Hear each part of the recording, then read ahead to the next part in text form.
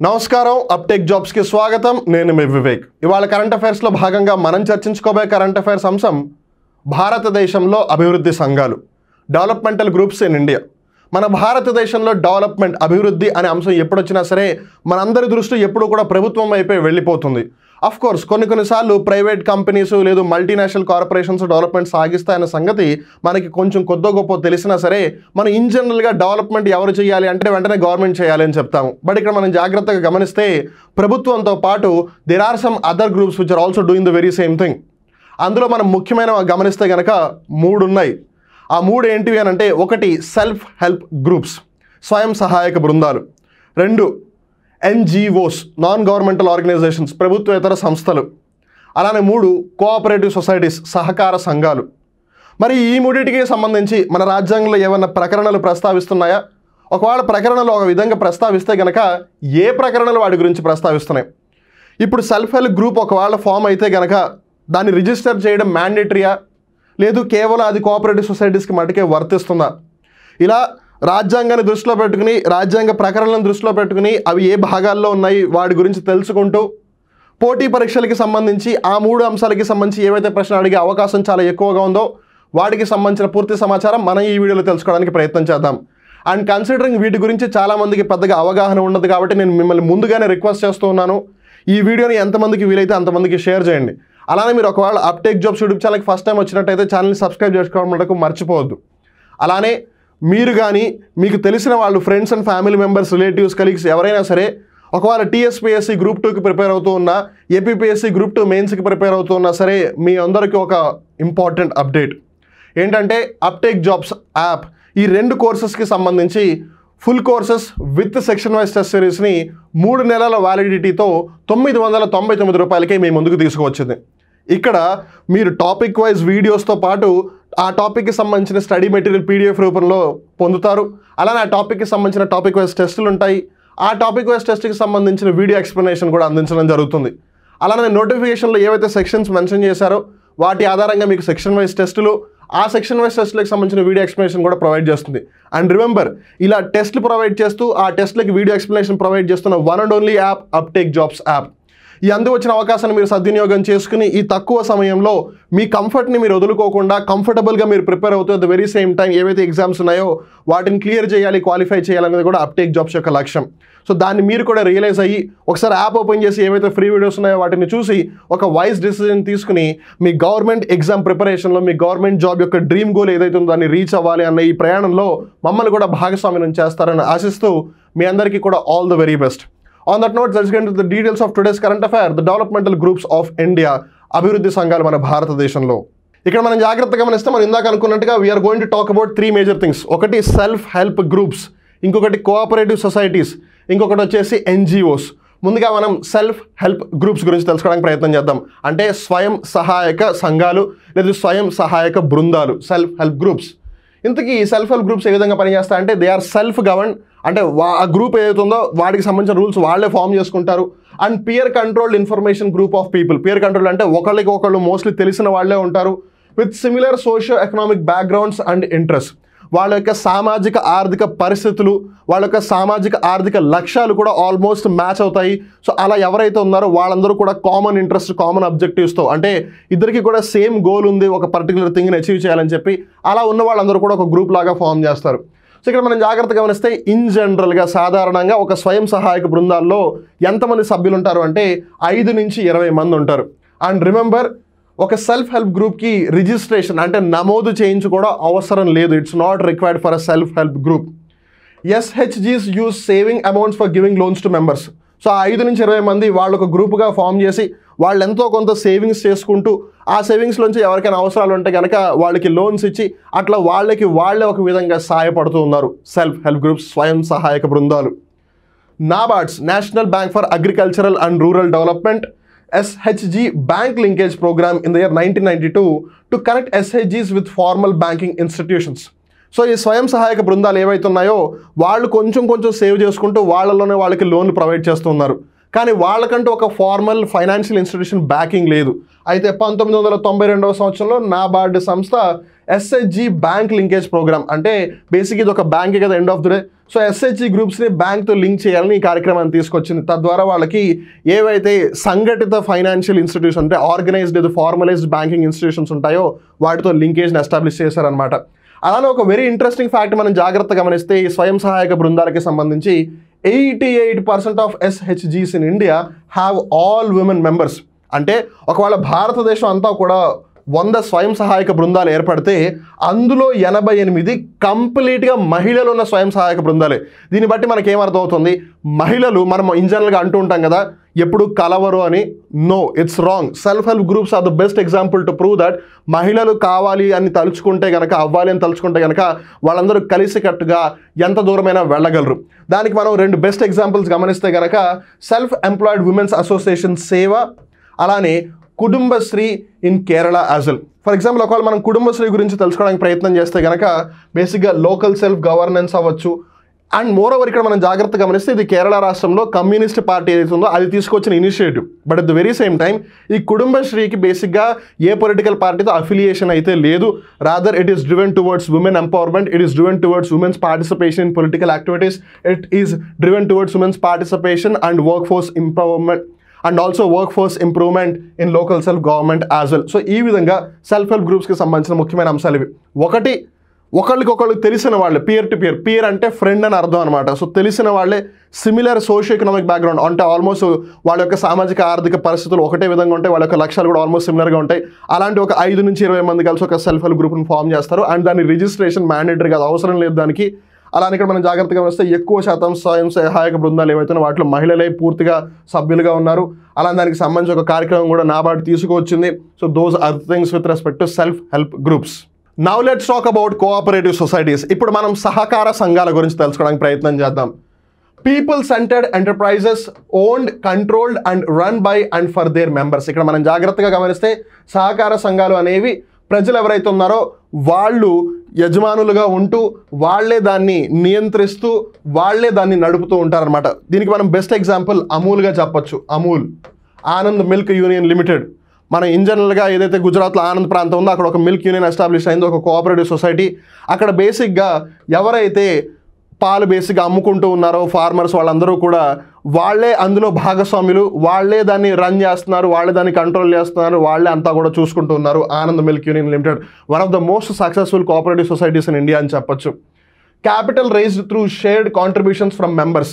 ఒక విధంగా self help group లాగానే ఇక్కడ కూడా కావాల్సిన క్యాపిటల్ ఏదైతే క్యాపిటల్ ఇన్వెస్ట్మెంట్ మూలధనం కావాలో అదంతా కూడా వాళ్ళే సమకూర్చుకుంటారు ఎవరైతే సభ్యులు ఉన్నారో. అలానే ఈ కోఆపరేటివ్ సొసైటీస్కి సంబంధించి నియంత్రించడానికి ఏమైనా చట్టాలు ఉన్నాయా అని అంటే కనుక multi state cooperative societies act 2002, state cooperative societies act, అలానే ద మోస్ట్ ఇంపార్టెంట్ థింగ్ అన్నిటికంటే ముఖ్యమైన సహకార సంఘాలకి సంబంధించి 2011వ సంవత్సరంలో వచ్చిన 97వ రాజ్యాంగ సవరణ చట్టం 97th constitutional amendment act which came in the 2011. అలాగే ఇక్కడ మనం జాగ్రత్తగా గమనిస్తే right to form cooperatives as a fundamental right as well. Article 19(1)(c) ఏమని చెబుతోంది, ప్రతి ఒక్కరికి కూడా సహకార సంఘాలు ఏర్పాటు చేసుకునే ఒక హక్కు ఉంది, ఒక స్వేచ్ఛ ఉంది అని చెప్పి. అండ్ మోర్ ఓవర్ అది ఒక ప్రాథమిక హక్కు, ఇట్స్ దేర్ ఫండమెంటల్ రైట్.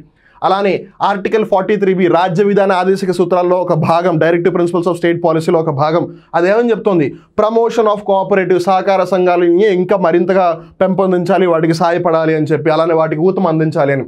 అలాగే మనం జాగ్రత్తగా గమనిస్తే part 9(b) title the cooperative societies, articles 243(zh) to 243(zt). ఇక్కడ మనం జాగ్రత్తగా గమనిస్తే పార్ట్ 9 దేనికి సంబంధించింది, పంచాయతీలకు సంబంధించింది. పార్ట్ 9A దేనికి సంబంధించింది, మున్సిపాలిటీలకు సంబంధించింది. అలా పార్ట్ 9B వచ్చేసి ఈ కోఆపరేటివ్ సొసైటీస్కి సంబంధించింది అనమాట. సో ఇక్కడ మనం జాగ్రత్తగా గమనిస్తే సహకార సంఘాలకి సంబంధించిన మేజర్ ఆస్పెక్ట్స్ ఏంటి అంటే, ఒకటి 97వ రాజ్యాంగ సవరణ చట్టం 2011వ సంవత్సరం, అలానే ఫండమెంటల్ రైట్స్ పరంగా ఆర్టికల్ 19(1)(c) వాళ్ళు సహకార సంఘాల యొక్క ఏర్పాటు చేసుకోవచ్చు, ఆ విధంగా వాళ్ళకి ఒక స్వేచ్ఛ ఉంది. అలానే ఆర్టికల్ 43(b) ప్రకారం ప్రభుత్వం సహకార సంఘాలకు సంబంధించి ప్రమోషన్ అంటే ఇంకా మరింతగా పెంపొందించాలి, దానికి ఊతం కల్పించాలి. అలానే రాజ్యాంగంలో ఒక భాగం ఉంది విచ్ ఇస్ 9(b).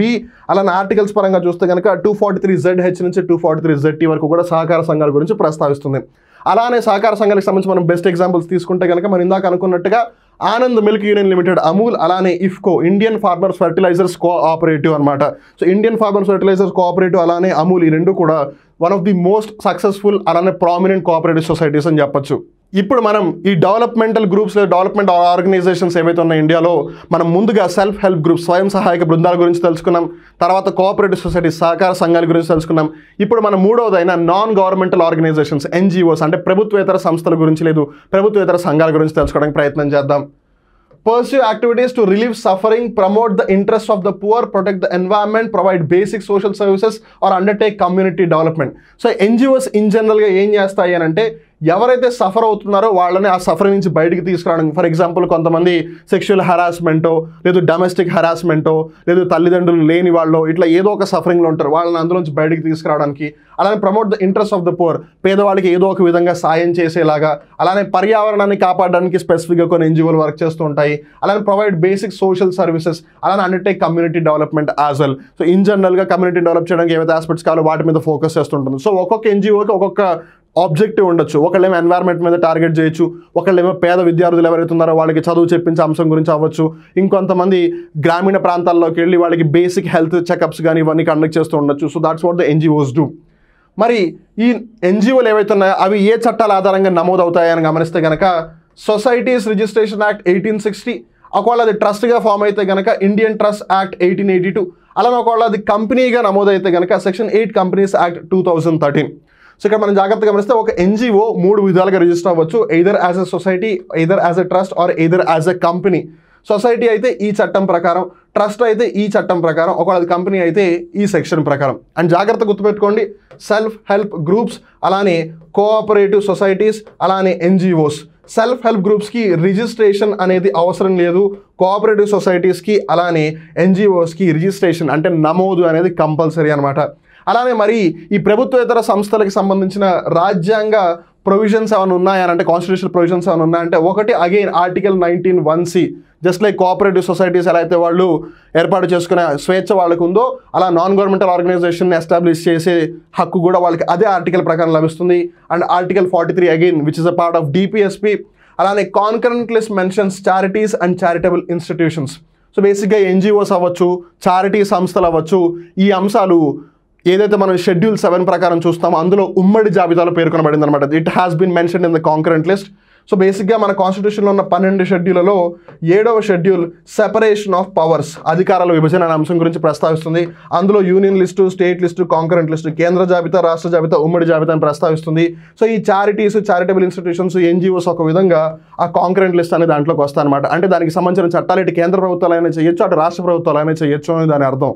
అలానే ఎన్జిఓస్కి సంబంధించి మనం మరికొన్ని ఆసక్తికరమైన ముఖ్యాంశాలు గమనిస్తే కనుక FCRA mandates registration for all NGOs intending to receive foreign donations. ఇక్కడ మనం జాగ్రత్తగా గమనిస్తే FCRA అంటే ఏంటి? Foreign contribution regulating act. Foreign contribution regulating act అంటే విదేశాల నుండి ఒకవేళ వాళ్ళు ఏదైనా డొనేషన్స్ విరాళాలు తీసుకుంటే కనుక వాటికి సంబంధించి వాళ్ళందరూ కూడా ఖచ్చితంగా రిజిస్ట్రేషన్ తీసుకుని ఉండాలి, లేదంటే వాళ్ళు వేరే దేశాల నుంచి ఆ డొనేషన్స్ తీసుకోవడానికి అర్హులు కారు. అలానే మనం ఒకవేళ ప్రామినెంట్గా ఎన్జిఓస్ని గమనిస్తే కనుక there are 3 for example over here. NGO Pratham which is one of my favourite as well. దానికి రీజన్ ఏంటంటే pioneered the ASER report to assess the learning levels of children in rural India. ఈ ASER report అనేది one of the most prominent reports, annual status of education report అని చెప్తూ ఉంటుంది. So బేసిక్గా గ్రామీణ ప్రాంతాల్లో చాలామంది పిల్లలు 7th క్లాస్కి వచ్చినా 8th క్లాస్కి వచ్చినా వాళ్ళు ఇప్పటికీ కూడా 3rd class 4th class 5th క్లాస్లో ఏవైతే ఇంగ్లీష్ ఉంటాయో అవి కూడా వాళ్ళు చదవలేకపోతున్నారు అని ఈ రిపోర్ట్ ఎప్పుడూ చెప్తూ ఉంటుంది.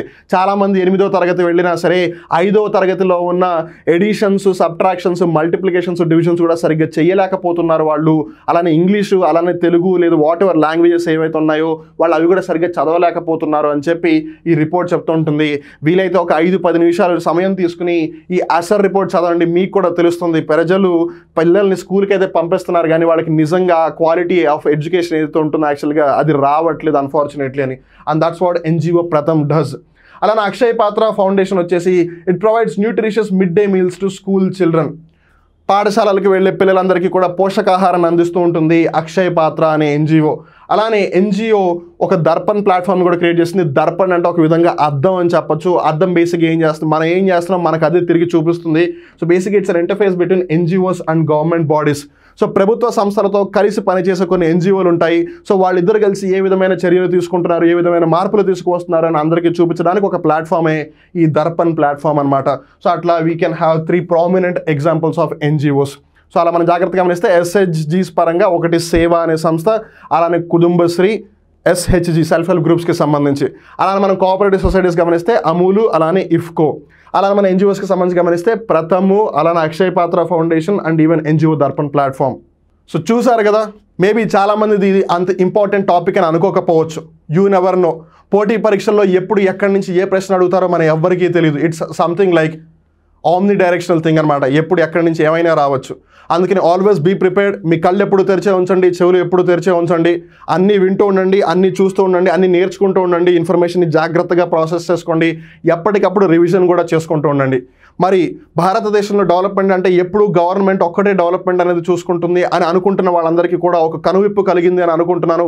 I hope you people have realised and recognise the importance that it is not just the government and there are so many other institutions which are working for it. అది సెల్ఫ్ హెల్ప్ గ్రూప్ అయి ఉండొచ్చు, ఒక cooperative society అయి ఉండొచ్చు, లేదా ఒక non governmental organisation అయి ఉండొచ్చు.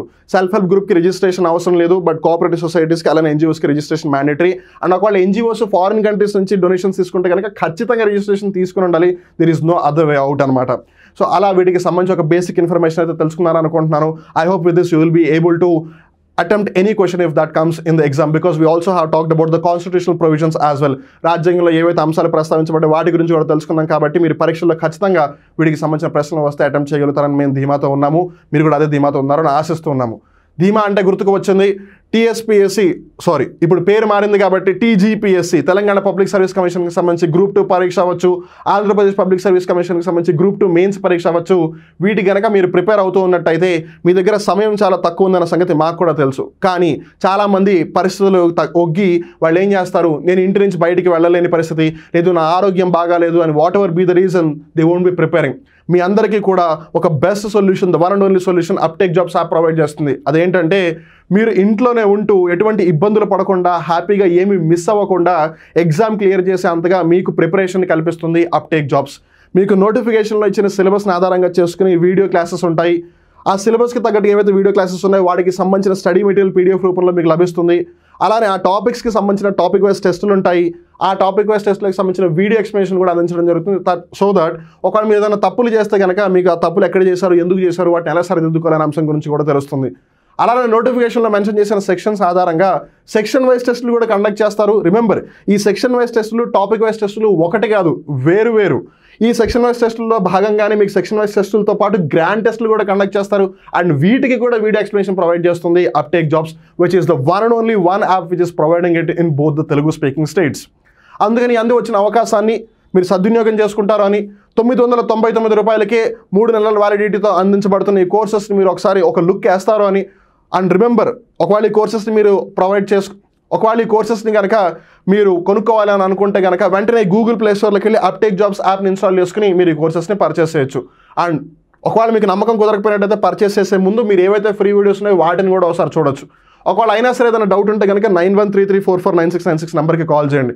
ఐ హోప్ ఈ వీడియో మీకు ఇంట్రెస్టింగ్గా అనిపించి మీరు ఏదో కొత్తగా నేర్చుకున్నారని అనిపిస్తే కనుక ఆలస్యం చేయకుండా ముందు వెంటనే ఆ సబ్స్క్రైబ్ బటన్ నొక్కండి. సో దట్ ఇలాంటి ఇన్ఫర్మేటివ్ వీడియో, ఇంట్రెస్టింగ్ వీడియో ఎప్పుడు వచ్చినా సరే మీరు వెంటనే చూస్తారు. At the very same time ఈ వీడియో మీకు నిజంగానే చాలా ఇన్ఫర్మేటివ్ అనిపిస్తే కనుక మర్చిపోకుండా ఇంకో 10 మందికైనా అట్లీస్ట్ షేర్ చేయండి. So that the society will be stepping ahead. So మళ్ళీ ఇంకొక కొత్త కరెంట్ అఫైర్ ఎపిసోడ్లో కలుద్దాం. అప్పటివరకు చూస్తూనే ఉండండి అప్టేక్ జాబ్స్. మిమ్మల్ని మీరు అప్డేట్ చేసుకుంటూ ఉండండి. నేను మీ వివేక్. నమస్కారం.